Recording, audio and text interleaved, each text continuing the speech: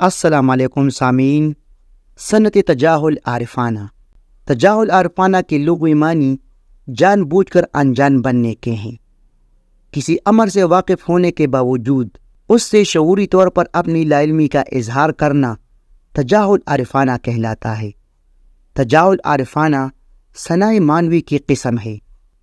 ان دو مثالوں سے سنت تجاہل عارفانہ آپ بالکل آسانی سے سمجھ پائیں گے، جیسے موت کا ایک دن معین ہے، نیند کیوں رات بھر نہیں آتی۔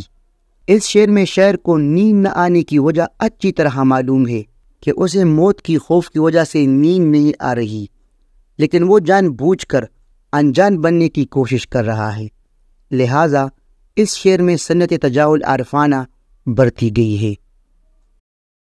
غالب ہی ایک اور شعر میں کہتے ہیں کہ سبز و گل کہاں سے آتا ہے، ابر کیا چیز ہے، ہوا کیا ہے۔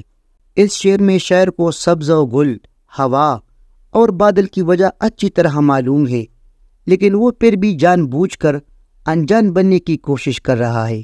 اس شعر میں بھی سنت تجاہل عارفانہ کی مثال صاف جھلکتی ہوئی نظر آتی ہے۔ تو جی سامعین، یہ تھی سنت تجاہل عارفانہ کی مختصر اور آسان تعریف۔